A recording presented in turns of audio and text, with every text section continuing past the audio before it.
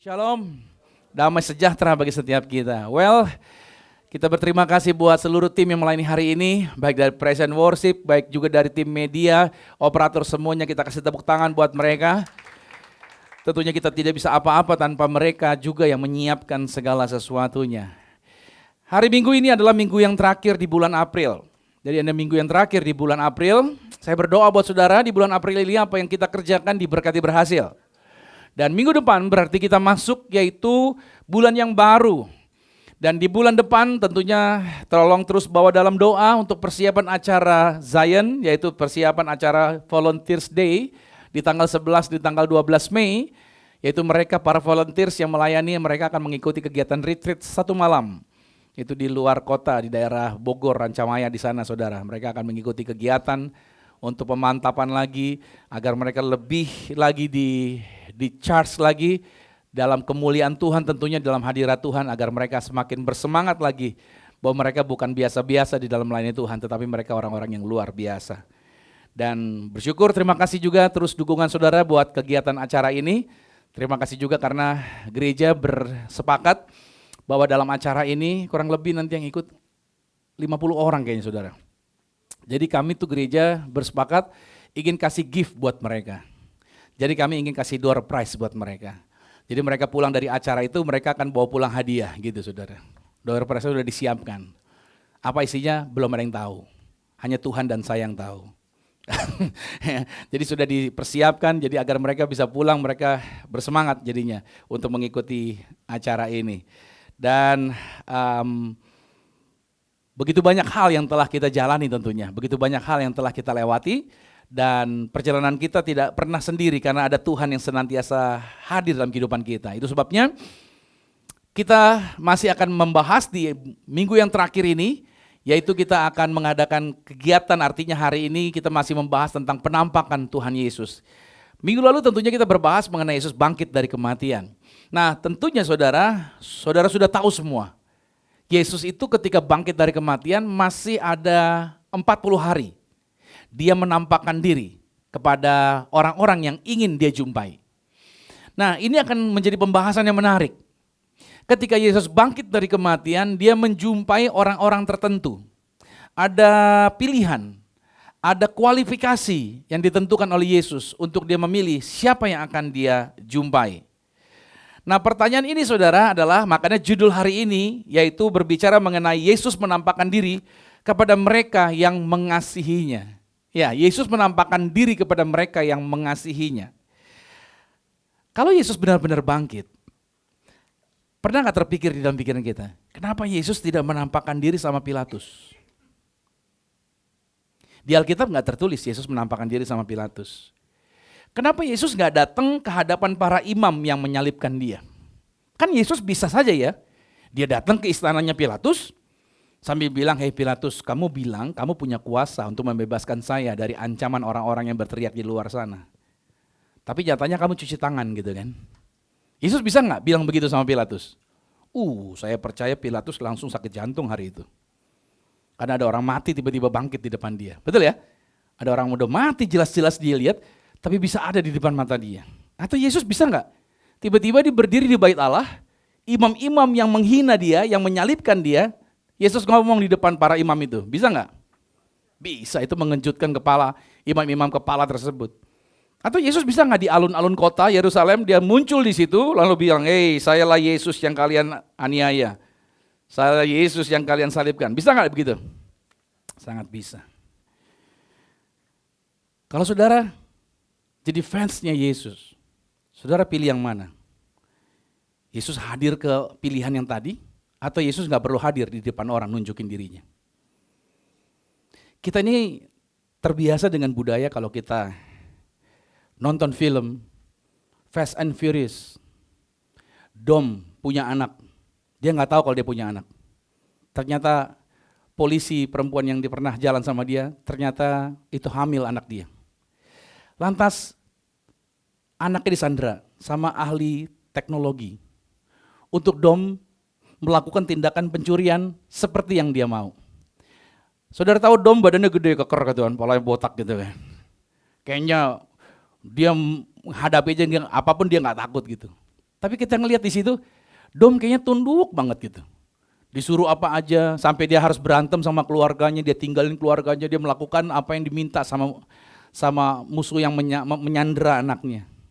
Kita nonton film itu, kita pikir gergetan gitu ya, kapan sih Dom bebas nih gitu kan. Kapan gitu. Nah, ketika ada kesempatan Dom berhasil membebaskan Sandra anaknya, ya kan, walaupun wanita yang menjadi ibu dari anak itu mati, tapi anak itu berhasil dia ambil. Habis itu apa yang dilakukan Dom? Dia balas semuanya, betul ya? Dia hajar, dia bikin apa yang telah dibuat oleh si musuh yang menyandera anaknya dan istrinya itu, dia hajar balik. Kita yang nonton bagaimana? Wah, puji Tuhan, gitu kan? Kita bilang apa? Haleluya, gitu ya? Kita seneng banget. Akhirnya, ya kan, jagoannya muncul ke permukaan.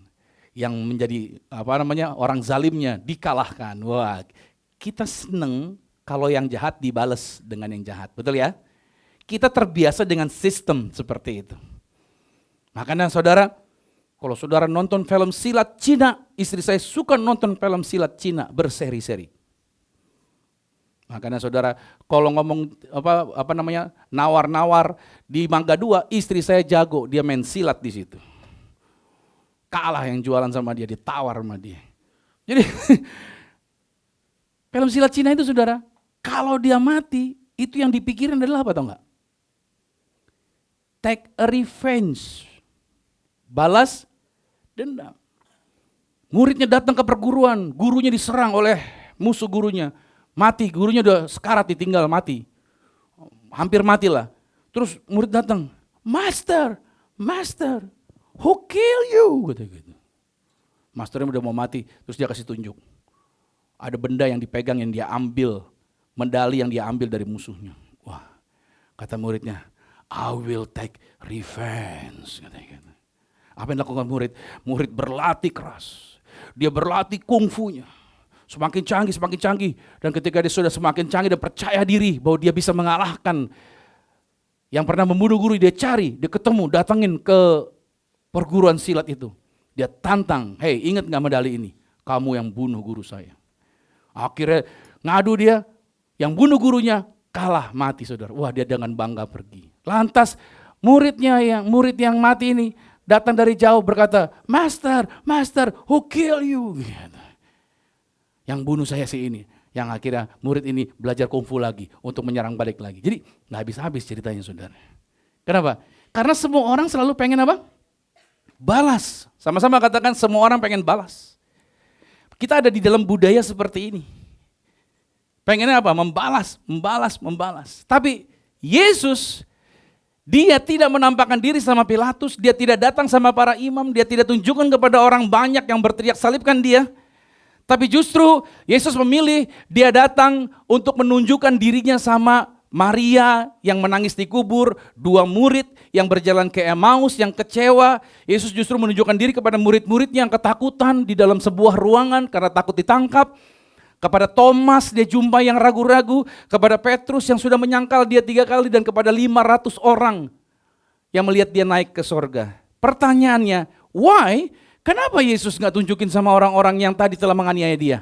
Jawabannya sederhana, karena Yesus tidak menampakkan diri untuk membalas, tetapi dia datang untuk memulihkan. Sama-sama katakan, kekristenan bukan untuk membalas, tapi untuk memulihkan. Amin. Makanya jadi orang Kristen seringkali saudara komplain, capek jadi orang Kristen. Dihina, harus diam. Diganggu orang, gerejanya dilempar batu, kita balas lempar Indomie. Ya kan? Kita dihina di segala macam, kita nggak boleh memberontak. Padahal darah kita panas. Apalagi saya, Ambon darahnya panas gitu kan. Batak lagi darahnya sangsang ya kan. Haleluya. Pengennya kita balas saja. Tapi enggak.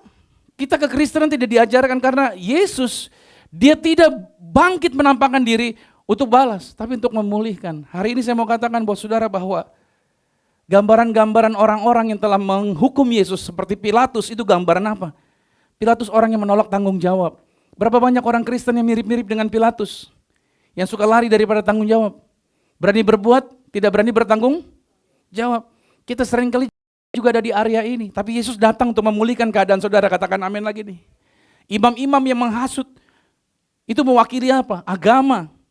Agama itu tanpa kasih, agama tanpa kasih. Makanya saya kasih tahu sama saudara, jangan mabok agama. Jangan ngefans sama pendeta. Lu mesti ngefans sama Yesus. Amin. Jangan jadi Kristen yang seolah wah Kristen nih, wah saya. Jadi saudara kadang-kadang Kristen, lihat orang yang tidak seagama, saudara benci. Apa bedanya saudara dengan orang-orang itu, orang-orang lain yang tidak suka dengan Kristen? Makanya perang salib di zaman tahun abad 18, abad 16 saudara, itu sebenarnya perang salib itu hanya sekedar perebutan tempat tapi memakai label agama. Sebenarnya tidak ada sebenarnya di situ perang salib. Yesus tidak ngajarin Anda dan saya untuk perang salib. Makanya agama ini jadi persoalan. Karena Yesus datang ke dunia tidak bawa agama. Yesus datang ke dunia bawa keselamatan. Saya kalau ketemu orang, saya tidak tanya agamamu apapun terserah. Saya cuma kasih tahu jalan kebenaran dan kehidupan.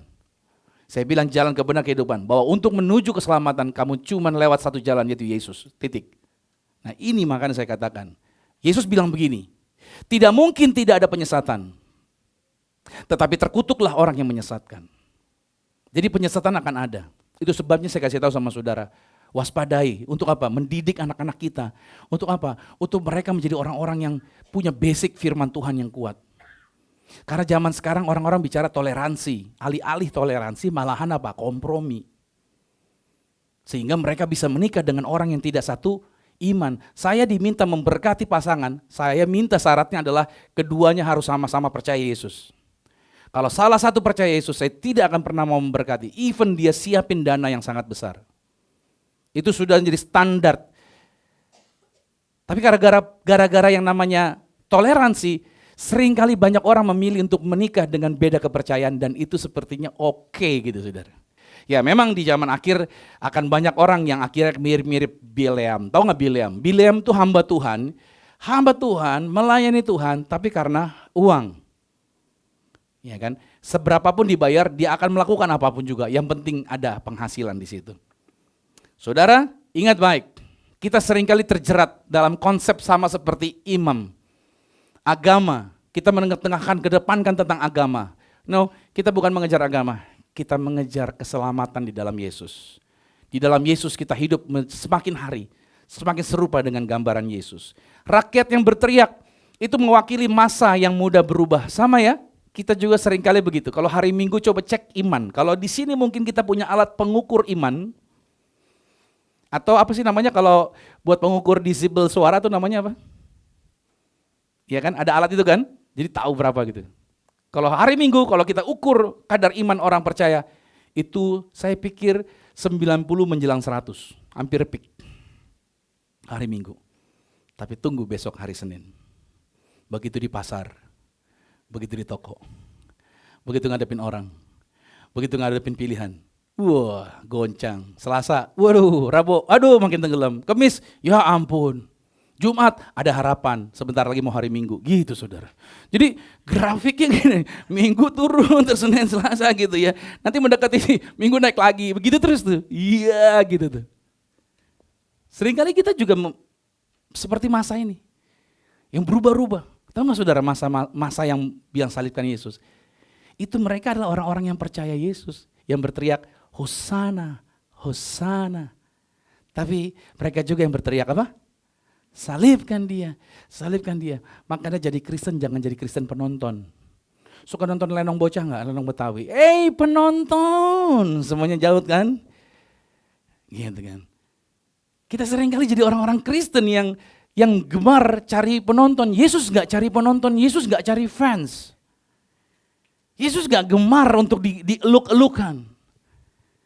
Banyak orang Kristen senangnya dengan orang-orang penonton. Hati-hati saudara, jangan terpengaruh. Kita pengen gereja kita banyak. Buat apa kalau gereja banyak jumlahnya tapi isinya cuma penonton? Sebab penonton tidak akan pernah memiliki kadar iman yang benar. Kenapa? Karena penonton suatu hari dia memuji, memuliakan, satu hari dia bisa kecewa. Itu penonton. Gereja yang sehat tidak mencetak penonton. Tapi gereja yang sehat mencetak murid-murid Tuhan. Nah, prajuritnya mencambuk itu mewakili kekerasan dan ketidakadilan di dunia ini. Ya, ini gambaran-gambaran seperti ini saudara. Memang kita hidup di dunia yang sudah korup, dunia yang sudah rusak. Saudara mau berteriak, gak adil, gak adil. Betul. Tapi jangan jadinya saudara ikut-ikutan gak adil. Yang adil cuma ada di dalam Tuhan Yesus Kristus. Makanya Yesus datang dan menampakkan diri. Itu kepada siapa? Kepada mereka yang sedang hancur. Dengan masa lalu kita. Kita mungkin punya ketakutan, kita pernah punya kekecewaan. Kita punya banyak kelemahan. Saya baca sebuah buku. Buku tentang sisi gelap. Sisi gelap arti gini, setiap orang itu punya sisi gelapnya saudara. The dark side. Setiap orang punya sisi gelap. Itu sebabnya kenapa kita ikut Yesus saudara apa? Agar kita tidak dikuasai oleh sisi gelap kita masing-masing. Agar kita bisa mengatasi sisi gelap itu. Saya nggak tahu sisi gelap saudara ada di area mana. Anda mungkin kuat tidak goncang dengan korupsi. Tapi di area lain, I don't know. Jadi setiap orang punya sisi gelapnya masing-masing. Itu sebabnya Yesus datang untuk apa? Untuk menguatkan Anda. Untuk membebaskan Anda. Untuk menjaminkan. Karena biasanya di dalam dunia ini nggak akan punya harapan apapun juga. Tapi ada sebuah kabar baik ketika saya baca Yesaya pasal 42 pada ayat yang ketiga dikatakan buluh yang patah terkulai. Buluh itu seperti kayu gitu saudara ya. Dia patah terkulai, kata Alkitab, itu tidak akan diputuskan, dibuang. Sumbu yang sudah mulai pudar nyalanya, itu tidak akan dipadamkan. Tuhan itu Tuhan yang merawat kembali. Tuhan yang membebat kembali. Tuhan yang memulihkan kembali. Makanya saudara, Yesus dia menampakkan diri, dia hadir bukan untuk membuktikan bahwa ini saya Yesus, saya hebat. Tentunya kita orang Kristen akan jadi arogansi, betul gak sih? Kalau sampai Yesus bilang, woi ini saya yang kalian bunuh. Nih, saya menang atas kematian. Tapi Yesus tidak seperti itu. Dia datang untuk menunjukkan kasih dan pemulihannya. Yesus gak perlu tunjukkan sesuatu sama orang. Halo? Yesus gak perlu apa? Tunjukkan sesuatu. Saudara tahu gak dunia hari ini? Dunia hari ini tuh miss. Mereka tuh selalu pengen proof something. Begitu ada orang yang dihina, dia bilang gini, ntar lu ya, kalau gue sukses gue buktiin di depan muka lu. Lu bilang gue sekarang kayaknya miskin, ntar lu gue bawa BMW seri terbaru. Kita pengen proof something. Dulu di SMA saudara dibilang Betty Lavea, tau Betty Lavea gak? Yang kacamata gede tuh, jelek dibilangnya. Habis saudara make over, mau tunjukin sama orang, begitu saudara make over, tunjukin nih, yang dulu hina-hina gue, nih sekarang nih gue nih, udah berubah nih. Kita usahanya mungkin biasa, tapi kita pengen proof nih, dengan kerja keras saya mau tunjukin depan kalian, nih saya punya apa. Dunia pengen seperti itu, kita hidup di dunia model seperti itu. But your Jesus tidak seperti itu. Gak perlu harus dia tunjukin apa yang dia kerjakan. Kita begitu karena kita punya media sosial. Kita punya penonton. Kita mau posting apa aja di situ. Agar apa? Agar orang nge-like. Agar orang komen. Wih, mewah. Gitu kan? Wih, kita pengen dipuji dan lain sebagainya. Tapi hari ini sebuah tulisan ini saya kasih sama saudara. Don't over explain yourself. Confidence is knowing, not proving. Gak perlu repot saudara jelasin diri saudara punya kemampuan apa. Saudara gak perlu sibuk nunjukin sama orang gue punya apa. Saudara itu menjadi kepercayaan diri kita mau tunjukin sama orang-orang kita gak perlu. Amin. Karena saya percaya apa yang Tuhan taruh di dalam diri saudara itu akan dirasakan, orang-orang akan tahu dengan sendirinya. Biarin orang yang sibuk promosiin saudara, bukan saudara yang sibuk promosiin diri saudara sendiri. Ketika saudara kerja keras, ketika saudara membantu orang, memulihkan orang, saya percaya nama saudara akan tersiar kemanapun juga. Bahkan orang mungkin akan berkata, gue gak mau sama dia, sama orang itu, kenapa? Kurang, gue mau sama teman gue yang ini aja, kenapa? Dia detail kalau ngejelasin, wah dia benar-benar teliti, wah dia benar-benar care banget cara ngejelasin dan lain sebagainya. Dia kalau habis ngejelasin dia gak nuntut gue harus login sama dia, gitu saudara. Tapi karena saudara benar-benar memberikan citra kerja yang bagus sekali. Yesus datang bukan untuk tunjukkan siapa dirinya, tapi dia bangkit dari kematian untuk membantu, untuk memulihkan keberadaan setiap orang. Yang kedua saudara, dalam kebangkitan Yesus ini, alasan yang kedua adalah Yesus hadir bagi mereka yang mengikutinya dalam kasih. Kenapa dia nggak tunjukkan sama Pilatus? Kenapa nggak tunjukkan sama musuh-musuhnya? Karena Yesus hadir buat mereka yang mengikuti dalam kasih. Walaupun kita seringkali hidup di dalam kelemahan. Contohnya ini dia, Maria Magdalena. Dalam Yohanes 20 ayat 11-18. Ketika Yesus bangkit dari kematian, Maria datang ke kubur. Dia sedih karena Yesus nggak ada di situ. Ayat 17 berkata, ketika dia berjumpa dengan Yesus, Yesus bilang kepadanya, "Janganlah engkau memegang aku, sebab aku belum pergi kepada Bapa. Tapi pergilah kepada saudara-saudaraku dan katakanlah kepada mereka bahwa sekarang aku akan pergi kepada Bapakku dan Bapamu, kepada Allahku dan Allahmu." Perhatikan baik di sini. Yesus nggak mau disentuh oleh Maria. Apa alasannya? Yesus sedang memberikan penjelasan sama Maria. Saya tahu kamu sedang sedih. Saya tahu hatimu sedang gelisah. Karena saya meninggal, karena saya mati. Tapi saya sudah bangkit. Dan Yesus berkata, jangan pegang saya. Kenapa Yesus nggak boleh dipegang? Apakah takut najis? Apakah takut Yesus tidak bisa pulang ke rumah Bapa? Bukan. Tapi Yesus sedang membuat sebuah perubahan. Bahwa kata memegang yang disebutkan oleh Yesus itu hapto. Hapto itu seperti ini. Pegang dengan erat sampai gak mau lepas lagi. Itu hapto. Jadi Maria ini pernah kehilangan kan? Yesus mati kan kehilangan. Jadi dia berusaha untuk memeluk agar apa? Jangan pergi lagi Yesus. Jangan pergi lagi Yesus. Di sini Yesus sedang memberitahu bahwa terhubung dengan Yesus bukan lagi dengan fisik. Harus aku kelihatan dulu gitu loh. Kamu cukup percaya apa yang sudah aku katakan. Tugas kamu bukan di sini diam-diam di depan kakiku. Tapi kamu beritakan kepada saudara-saudaraku bahwa aku sudah bangkit dari kematian. Jadi ini menjadi berita buat setiap kita. Maria yang lemah, Yesus datang kepada Maria. Agar apa? Agar kamu tidak hidup dalam kelemahan. Tetapi Tuhan akan pakai kamu sebagai alatnya. Artinya Tuhan tahu dan Tuhan mengenal siapa Maria. Dan hari ini ada kabar baik buat setiap kita. Tuhan mengenal siapa saudara? Secara pribadi. Tuhan kenal secara pribadi. Saya mungkin kenal saudara di hari Minggu. Saya mungkin kenal saudara terbatas. Saya mungkin kenal saudara, tapi tidak detail. Tapi saudara, ada Yesus yang kenal saudara secara detail. Amin. Dia tahu engkau bisa lemah. Dia tahu engkau bisa gelisah. Dia tahu engkau bisa ketakutan.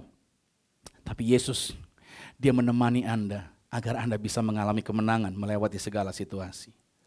Yang Yesus jumpai berikutnya adalah siapa? Murid yang berjalan ke Emmaus. Dua orang ini berjalan, tapi tahu nggak sepanjang perjalanan yang diomongin apa? Kekecewaan terus. Nyesel kenapa harus mati? Kenapa guru kita ditangkap? Apa salahnya dia? Jadi sepanjang perjalanan tuh mereka ngomongin tentang kekecewaan mereka. Di tengah kekecewaan mereka, Yesus tampil hadir di tengah mereka. Di sini kan memberikan petunjuk bahwa Yesus hadir di tengah percakapan dan membuka pikiran orang yang hidupnya di dalam kekecewaan. Makanya saya kasih tahu sama saudara, orang kecewa pasti pikirannya suntuk. Orang kecewa semuanya pasti negatif yang dia lihat. Orang kecewa apa yang dia kerjakan pastinya tidak efektif. Tapi hari ini saudara dengar Yesus bangkit dari kematian. Dia menjumpai murid yang ke Emmaus karena Yesus mau tunjukkan walaupun kau kecewa dengan situasi apa yang sedang kau hadapi. Engkau mungkin kecewa dengan penantian. Engkau mungkin kecewa dengan jawaban yang belum datang. Engkau mungkin kecewa dengan hasil yang tidak sesuai ekspektasi. Hari ini ada kabar baik saudara, Yesus datang menemani Anda untuk menguatkan Anda. Amin. Yesus mau berjalan bersama saudara, even Anda masih ada di dalam kekecewaan. Biasanya kalau orang kekecewa bilang apa? Udahlah mungkin Tuhan udah gak mau lagi sama saya. Tidak, Tuhan tidak pernah meninggalkan Anda. Tuhan selalu bersama-sama dengan saudara.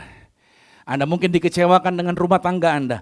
Anda mungkin dikecewakan dengan pasangan Anda. Anda mungkin dikecewakan dengan karyawan Anda. Anda mungkin dikecewakan dengan teman-teman, dengan komunitas Anda.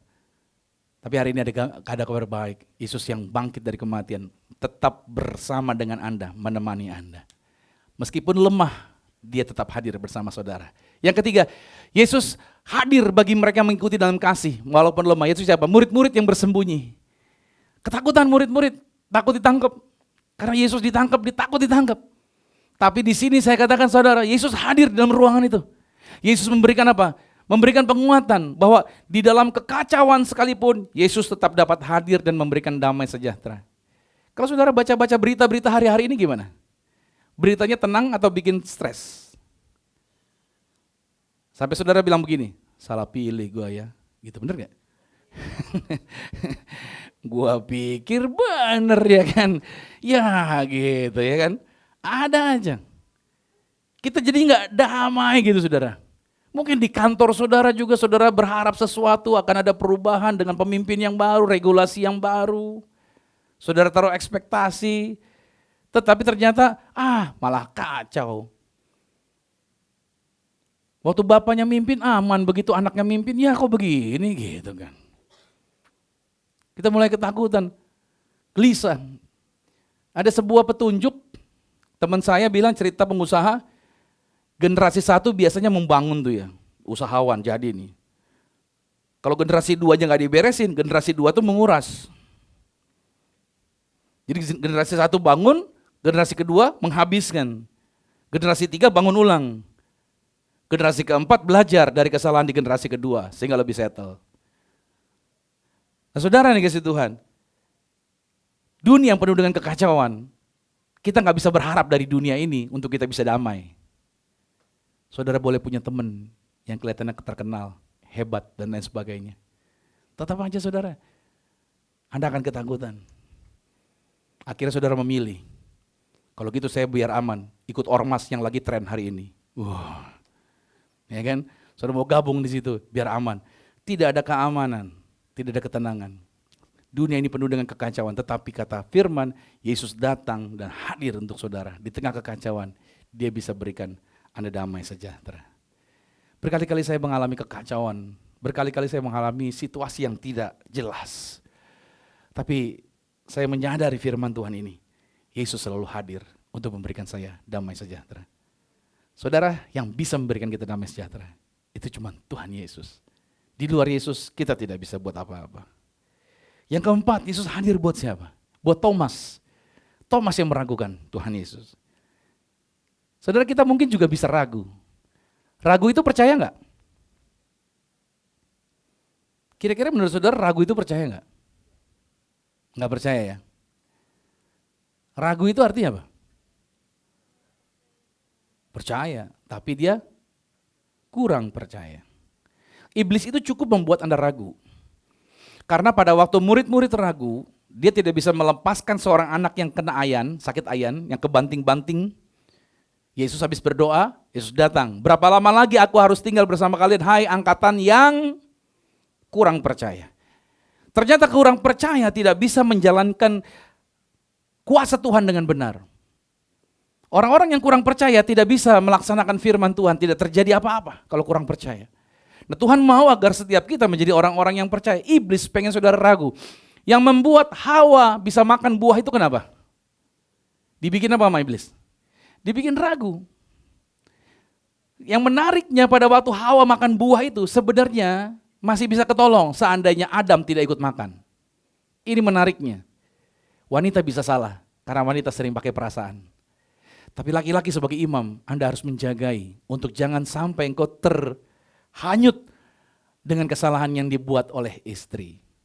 Istri bisa buat salah loh, tapi suami sebenarnya bisa jaga istrinya. Karena Hawa bilang begini, Allah bilang boleh makan semua, kecuali satu yang di tengah. Kami gak boleh makan, jangankan makan, raba aja gak boleh. Ada gak kata-kata di Alkitab, Kejadian 3, kata-kata raba? Gak ada. Gak ada kata raba. Yang nyebut raba siapa? Hawa. Nih makanya, perempuan tuh seringkali menambahi sesuatu. Gak ada bahasa itu dia nongolin satu. Makanya kalau pesan berantai, ya kan, sama cewek, itu bisa blunder tuh. Ngomongnya apa gitu, sampai ke depan, sampai ke ujung tuh hasilnya udah beda tuh. Itu bisa berubah. Makanya saya kasih tahu sama saudara, firman Tuhan mengingatkan buat kita, jangan pernah kotak-katik itu ayat rubah seperti semaunya kita. Karena iblis bisa masuk celahnya di situ. Kita dibikin apa? Ragu, seperti Thomas. Thomas ragu. Tapi yang menjadi menariknya adalah Yesus tidak takut kepada keraguan kita dan Yesus hadir untuk apa? Untuk meneguhkan iman kita yang mulai-mulai kendor. Saya nggak tahu di situasi apa yang sedang Anda hadapi. Anda mulai lemah, Anda mulai gelisah, gitu kan. Tapi Yesus tidak akan biarkan saudara. Masih ingat cerita ini enggak? Yairus, anaknya sakit keras, dia cari Yesus. Begitu dia ketemu Yesus, dia bilang begini, Yesus, anak saya sakit, tolong doakan dia. Yesus bilang begini, ayo kita jalan. Kira-kira saudara, ketika Yesus bilang, ayo jalan, iman Yairus bagaimana? Saat dia menerima jawaban respon Yesus, ayo kita doa ke rumah kamu. Itu langsung membara saudara. Wah, anak saya pasti sembuh.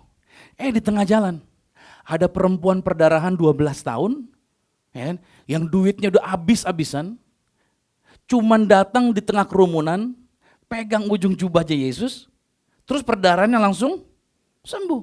Wow, semua orang lihat saudara, semua orang tahu. Kenapa semua orang tahu? Karena perempuan ini ngaku, karena Yesus bilang, siapa yang pegang saya? Kenapa kata murid-muridnya, kamu tanya siapa yang pegang kamu? Karena ada tenaga yang keluar, ada orang yang disembuhkan. Akhirnya ngaku di perempuan, dia ceritain semuanya. Uang saya udah habis, 12 tahun saya perdarahan, gak sembuh-sembuh. Tapi hari ini saya pegang ujung jubah Yesus, saya langsung sembuh. Wah, semua orang tepuk tangan saudara. Dan Yairus yang di situ semakin berapi-api. Begitu Yesus sampai di depan rumah Yairus, dari dalam rumah keluar. Yairus, ngapain bikin susah Yesus? Anakmu udah mati. Ini surat dokternya, visum dokter, mati. Sudah tahu gak kira-kira? Bagaimana respon Yairus? Dengar anaknya mati.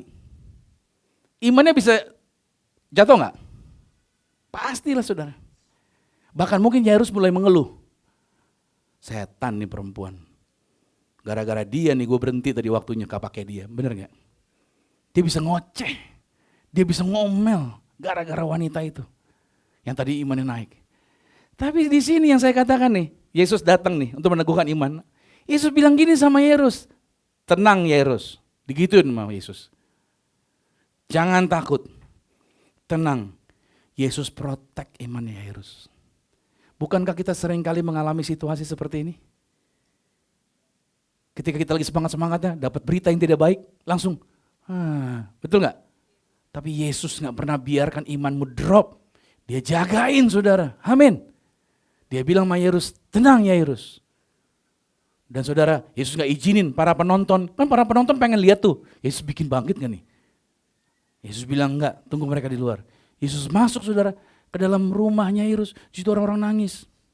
Tentunya orang-orang yang nangis pengen nyamperin Yairus dong, pengen ngucapin turut berbela sungkawa dan lain sebagainya. Yesus bilang, hei kenapa kalian semua nangis? Anak ini gak mati, anak ini tidur. Tahu gak saudara, orang-orang yang lagi pada nangis, langsung berubah apa? Ngetawain Yesus langsung. Diketawain. Itu sebabnya saya kasih tahu sama saudara. Orang, kalau saudara cari orang yang cuman simpati sama saudara, saya kasih tahu nih. Orang yang simpati sama saudara bisa berubah 180 derajat. Yang tadinya mengucapin bela sungkawa jadi apa? Ngenyein, apa namanya ngenyein ya? Ya ngenyein lah. Malah menghina apa yang saudara percaya. Saudara, kita gak butuh simpati, halo. Amin? Karena kita pakainya XL. Bukan ya, ini bukan kartu provider Pak, oh ya bukan, maksud saya adalah kita gak butuh harta simpati dari orang, gak butuh. Yang kita butuh adalah orang-orang yang bisa menjaga iman kita. Amin dulu nih. Sekarang kamu bergaul sama orang yang seperti apa? Orang-orang yang cuma jadi penonton, orang-orang yang cuma bilang hei, wah cuma begitu doang? Atau orang-orang yang bisa menemani saudara, dikala saudara mulai mengalami drop. Yesus menjagai saudara. Makanya Yesus bilang apa sama orang-orang yang ketawain dia? Keluar semua, gitu. Kenapa? Karena orang-orang ini gak bisa mendukung iman kamu ya Yairus. Keluar. Wah. Bayangin saudara, saya ini ruang rumah duka nih, saya masuk. Mereka ketawain saya. Terus tiba-tiba saya bilang, kalian semua keluar. Langsung semua viral. Pendeta apaan tuh? Kok kasar gitu. Ngusir-ngusir orang, dipoto lagi muka saya itu saudara. Itu viral pasti itu. Hari itu pasti viral cerita begituan. Saudara, kita gak perlu orang-orang yang cuman ada ketika kita senang. Yang cuman bilang good job pada waktu kita berhasil. Tapi pada waktu kita terpuruk, pada waktu kita sedang mengalami tekanan, pada waktu kita ada dalam pergumulan, mereka menjauh daripada kita. Amin. Yesus tidak pernah menjauh daripada saudara. Amin. Dia tetap hadir untuk meneguhkan iman saudara. Yang penutup terakhir yang ketiga. Alasan yang ketiga, pesan bagi kita hari ini. Yesus masih menunjukkan dirinya. Untuk apa? Menunjukkan jalan. Sama-sama katakan menunjukkan jalan. Saya sering kali tersesat saudara. Tuhan, saya jalan dulu atau enggak ya? Tuhan, apa yang saya harus buat ya Tuhan? Seringkali saya tersesat. Tapi roh Tuhan, memang Tuhan gak bicara secara audible di telinga saya. Tapi Tuhan kadang-kala kasih mimpi. Tapi juga mimpi itu udah lama. Tapi Tuhan sekarang memberikan saya adalah impresi. Seringkali ada impresi di dalam diri saya. Ada dorongan yang kuat. Ada rasa cinta yang kuat. Tuhan, apakah saya bangun gereja ini? Tapi Tuhan kasih rasa cinta. Saya gak punya modalnya saudara. Ada teman bilang begini, kumpulin orang-orang kaya agar mereka bisa support kamu untuk bikin pelayanan ini. Logis. Tapi saya tidak lakukan. Saya cuma bilang, Tuhan, saya punya hati, saya punya kerinduan, saya senang untuk bikin ini, gereja. Tapi saya gak punya kekuatan dengan kekuatan saya. Tuhan bilang apa? Kekuatanku yang akan bikin kamu berhasil. Oh, saya bangun saudara. Saya mulai dari rumah ke rumah. Teman-teman yang ada bersama-sama dengan kami belasan tahun, rumah-rumah mereka kami pakai. Di sini ada Rian, ada rumah teman-teman yang lain. Kami pakai di rumah mereka, pindah sini 2 mingguan. Masuk ke ruko yang biasa, masuk ibadah bisa sewa ruko. Rukonya bocor. Bocor saudara, ada fotonya. Kita kasih ember, kasih gayung. Saya bilang sama teman-teman, foto ini, kenapa? Begitu kita punya gedung sendiri, kita pajang ini di depan. Sejarahnya Zion seperti apa? Enggak langsung bagus saudara. Susah, ada tekanan, tapi gak apa-apa, ayo kita jalan. Ada Tuhan yang bersama dengan kita. Saya gak tahu jalannya kemana saudara, lewat mana. Tapi saya percaya Yesus sampai hari ini, dia bukan hanya menampakkan diri 2000 tahun yang lalu selama 40 hari. Tapi sampai hari ini, Yesus tetap menampakkan diri buat saya dan saudara untuk menunjukkan jalan ke depan, apa yang harus kita ambil, kemana arah tujuan kita. Dia tidak akan biarkan kita langkah sendiri. Dia tidak akan biarkan kita jalan menurut apa yang kita mau. Tapi dia terus bergerak di dalam diri kita. Saya gak harus lihat dia. Tapi saya percaya dia terus bekerja sampai hari ini. Saya gak perlu harus rasain, menggigil dulu. Oh, ada urapan nih, ada urapan. Kenapa? Karena saya menggigil. Kalau mau menggigil gampang saudara, duduknya di bawah AC. Wah, dingin kan? Oh, pasti menggigil tuh saudara. Banyak orang Kristen maunya rasa-rasa secara fisik dulu. Baru Tuhan hadir, saya merasakan Tuhan hadir. No, saya gak perlu dia harus tunjukin mukanya. Atau berkata, Romi, mi. Kan gitu ya, suara Tuhan menggema gitu ya. Atau Tuhan mau tunjukin sesuatu, dia menampakkan diri wujudnya di depan saya. Saya gak harus. Tapi yang saya percaya, kalau dia sudah berfirman, saya pegang firmannya. Saya renungin firmannya. Saya pikirin di dalam diri saya. Dan rasa cinta itu mulai muncul. Rasa suka itu muncul. Rasa semangat itu muncul. Saya jalan. Dan sampai hari ini saya bisa menjalani saudara. Maka ada pesan praktisnya. Kalau saudara dalam kesedihan, Tuhan tetap hadir. Dan dia mengenal engkau secara pribadi. Kalau engkau kecewa, Tuhan tetap menyertai kita. Dan dia buka pengertian kita. Kalau engkau dalam ketakutan, Tuhan datang bawa damai. Dia bikin kau berani. Meskipun mungkin orang-orang yang tadi support kamu, dia mulai menjauh daripada kamu. Gak apa-apa. It's okay saudara. Kadangkala ada orang-orang yang pertamanya semangat, pertamanya berteriak, pertamanya ngefans. Lama-lama mereka bisa menarik diri. Gak apa-apa. Jangan takut. Tuhan tetap hadir untuk memberikan keberanian. Dalam keraguan seperti Thomas, don't worry. Tuhan tetap menguatkan iman kita. Amin. Saudara yang kasih Tuhan, catat ayat ini, hafalin ayat ini. Ini bukan sekolah minggu. Ini bukan ayat hafalan, tapi sebaiknya saudara hafal ayat ini. Aku sekali-kali tidak akan membiarkan engkau. Aku sekali-kali tidak akan apa? Percaya ini saudara. Di tengah situasi terburuk apapun, ayat ini baca lagi. Baca lagi, renungin lagi. Mungkin gak sampai ekspektasi saudara. Ya, yang saudara kerjakan kayaknya gak sesuai dengan harapan. Ya, situasi kok begini dan lain sebagainya. Baca ayat ini lagi. Tuhan sekali-kali tidak akan apa? Membiarkan saya. Tuhan sekali-kali tidak akan apa? Meninggalkan saya. Amin. Baca ayat ini ulang lagi. Kadang-kala mungkin kita bisa nggak ngalamin kerugian, bisa nggak? Pekhotbah bilang, ada kalanya untung, ada kalanya engkau dibiarkan rugi. Tapi saudara, dalam kerugian pun engkau tidak akan dibikin terpuruk. Kadang-kala kita memang harus lewatin situasi itu untuk kita belajar menghargai bagaimana orang-orang yang susah dalam hidup mereka. Gak apa-apa saudara, Tuhan tidak akan meninggalkan saudara. Tuhan tetap ada bersama dengan saudara. Penutup, Yesus tetap menyatakan dirinya bagi mereka yang mengasihi Tuhan. Kita mungkin bukan siapa-siapa di mata dunia, tapi tahukah saudara, kita sangat berarti di matanya Tuhan. Amin. Hari ini saudara pulang dengan berkat. Hari ini saudara pulang dengan keyakinan Yesus menampakkan diri, bukan cuma cerita 2000 tahun yang lalu selama 40 hari, tapi Yesus tetap menampakkan diri sampai hari ini buat saudara. Percaya? Yesus tetap menampakkan diri buat saudara? Kalau saudara bilang saya lemah Pak, justru karena engkau lemah, Tuhan harus hadir bersama dengan saudara.